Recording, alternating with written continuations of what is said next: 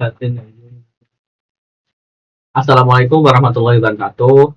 Perkenalkan kami dari kelompok 4 dari kelas B dari kelompok penghuni Manarul. Di sini ingin mempresentasikan terkait mini project SOC kami. Sebelumnya perkenalkan, nama saya Muhammad Fadil Kolbia Sidiki, NRP 023. Di sini berperan sebagai SOC leader dan SOC engineer. Perkenalkan, nama saya Nova Ardana, NRP 118. Di sini saya berperan sebagai red team atau attacker. Perkenalkan, nama saya Imam Mahmud Jalil Fauzan dengan NRP 5027241100. Di sini saya akan berperan menjadi SOC analis.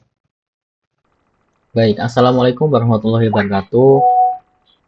Sebelumnya perkenalan lagi Pak, kami dari kelompok 4 penghuni Manarul kelas B. Jadi di sini kita ingin mempresentasikan tentang mini SOC project kita. Nah, jadi yang pertama itu saya di sini sebagai SOC leader dan SOC engineer. Nah, jadi yang pertama itu kita di sini konsepnya itu menggunakan IP dari hotspot kita. Jadi kita itu saling berbagi IP di sini dari hotspot yang ada di HP ini, sehingga untuk Wazoo, Shuffle, Iris dan lain-lain itu bisa diakses bersama gitu. Nah, kemudian di sini untuk yang pertama di sini ada Wazoo. Nah, jadi kita itu menggunakan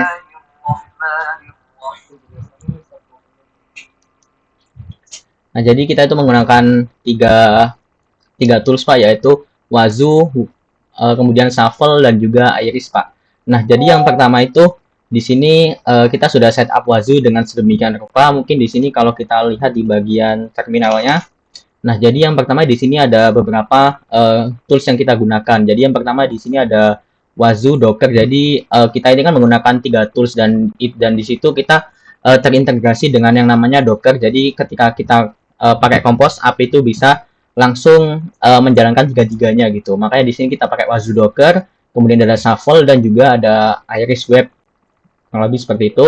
Dan kemudian di sini buat yang Wazoo, jadi yang pertama itu di sini sudah ada salah satu teman saya yang menjadi agen, yaitu Imam di sini. Jadi mungkin kalau kita lihat di bagian sini di thread huntingnya dan ada di bagian event ini sudah ada beberapa notifikasi yang diperlukan ketika ada suatu alert yang masuk di laptop tersebut. Nah, setelah itu di sini kemarin sebenarnya kita kemarin sudah sempat menjalankan brute force Pak di sini. Kalau dilihat dari di bagian home, nah ini kemarin ada low severity sama medium severity ya. Nah, jadi buat kemarin itu sudah kita lakukan beberapa brute force, jadi itu sampai membuat servernya down kemarin itu. Makanya di sini sampai 18.000 low severity di sini.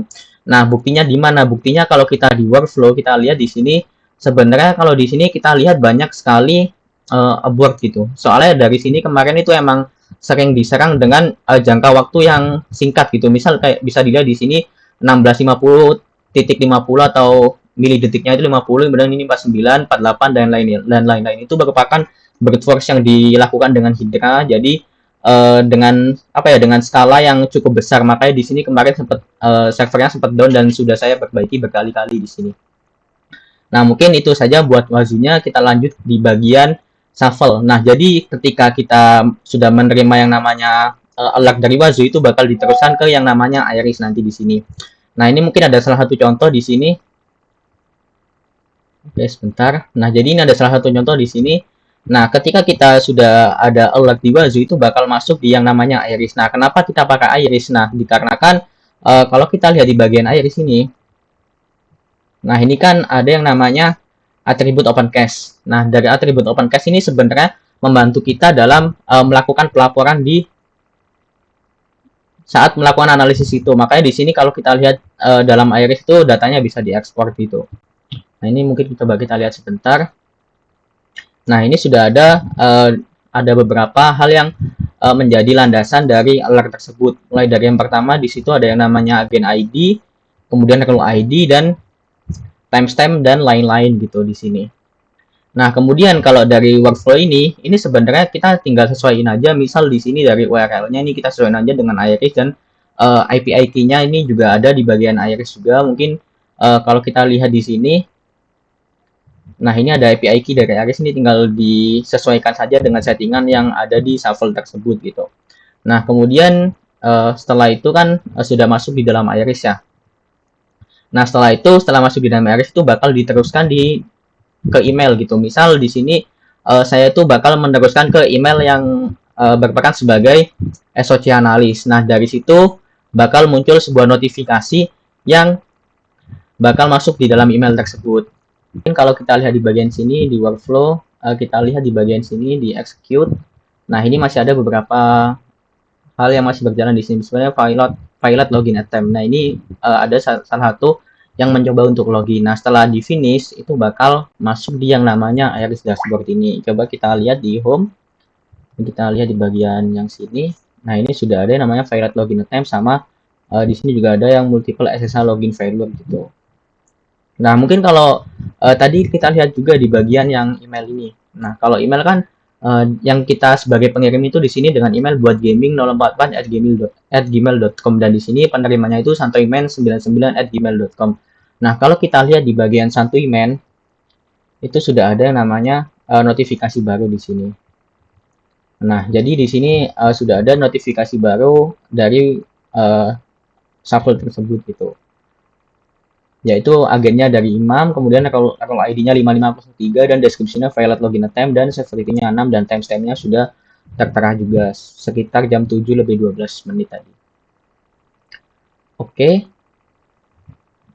Mungkin sekian dari saya selaku SOC leader dan project dan SOC engineer, selebihnya akan saya serahkan ke teman saya. Baik Pak, Assalamualaikum warahmatullahi wabarakatuh. Perkenalkan nama saya Naufal Ardana. Dari kelas B, saya juga dari kelompok 5 penghuni Manarol. Kelompok 4, mohon maaf, penghuni Manarol. Di sini saya berperan sebagai red team atau penyerangnya. Jadi di sini juga ada injeksi serangan untuk mengetes apakah memang tim SOC ini benar-benar memiliki kesiapan untuk menganalisis atau mengidentifikasi serangan tersebut. Di sini saya dapat dilihat pertama di sini kita perlukan yaitu loginisasi buat agentnya sendiri. Saya sudah setting untuk agent dari laptop saya sendiri, yang dimana nanti IP address ini dibutuhkan untuk penyerangan dalam wazuhnya itu sendiri. Jadi pertama di sini saya menggunakan script Python yang fokusnya itu ke beberapa serangan.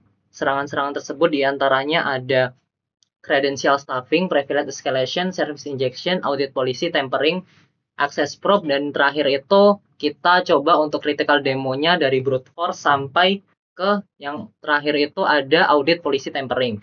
Oke, kita langsung mulai aja buat pencobaan critical demonya. Mulai dari 1, percobaannya kita maksimalkan aja di angka 8, kemudian nilai antar item per detiknya kita bikin 2 untuk mencegah administrator nanti berada dalam fase yang stagnan. Oke, di sini percobaan pertama fail. Kita masukkan password payload yang sudah kita coba. Dari nomor 1, pertama ada credential stuffing via Windows API. Baik, lanjut ke serangan kedua. Di serangan kedua ini kita melakukan privilege escalation untuk menambahkan key admin. Cara kerjanya yang pertama kita akan membuat user baru di laptop ini nanti yaitu SOC test user. Kemudian kita akan menghapus dari grup dan kita akan menghapus user untuk sementara. Kita lanjutkan ke serangan selanjutnya. Nah, lanjutkan serangan selanjutnya. Baik. Lanjutkan selanjutnya yaitu LSS probe.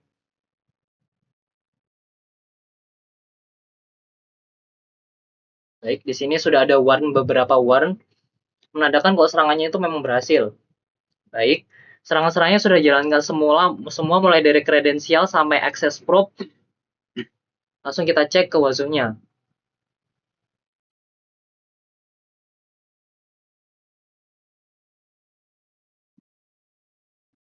Di sini kita dapat Pak buat serangannya, jadinya ada beberapa section critical dan kita lihat waktu event con evolution-nya kita mendapat di sini timestamp per 30 menitnya di jam 8 tadi kita mendapat beberapa serangan yang cukup signifikan. Apabila kita melihat ke bagian endpoint di bagian event, di bagian threat hunting, kita dapatkan serangan-serangan yang tadi berasal dari sini. Di sini ada lihat Windows Certificate, kemudian ada domain user change, administrator group change, logon failure, user group change. Yang ini rule levelnya bisa sampai 12, Pak. Karena ini menyangkut administrator dari grup. Mungkin sekian dari saya sebagai red team di sini.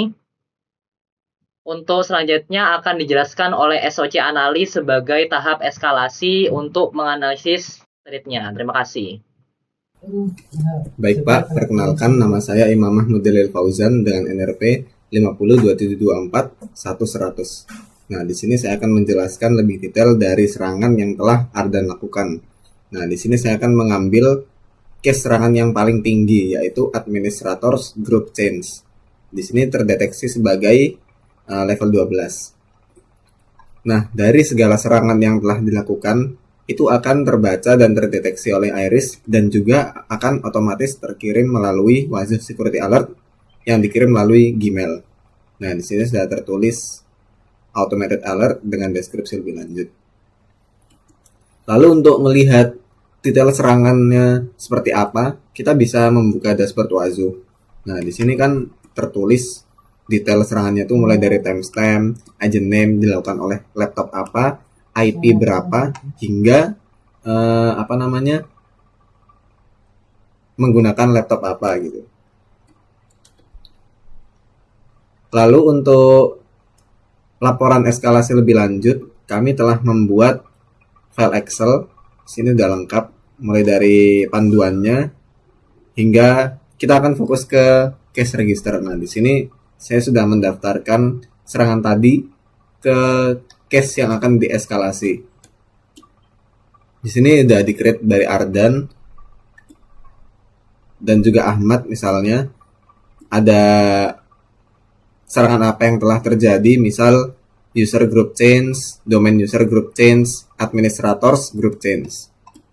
Dan juga ada source IP atau sumber serangan dan juga targetnya. Sini juga ada severity atau seberapa kritis serangan tersebut berdampak. Dan ada statusnya, yaitu escalated to L2, under review, dan lain-lain. Nah, dari banyaknya serangan, kita bakal fokus ke administrator group change. Nah, serangan ini itu terjadi karena adanya perubahan pada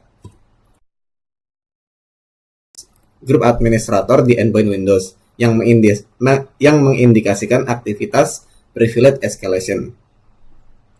Hal ini itu terjadi karena setelah si penyerang mendapatkan akses awal, mereka itu melakukan eskalasi hak tersebut menggunakan perintah seperti sudo su, atau kalau di PowerShell itu ada net local group administrator. Nah, untuk mencegah serangan ini terjadi kembali, penting bagi kita untuk menerapkan prinsip less privilege, yaitu membatasi akses administrator dan juga yang paling penting MFA atau multi factor authenticated. Demikian penjelasan dari saya, terima kasih.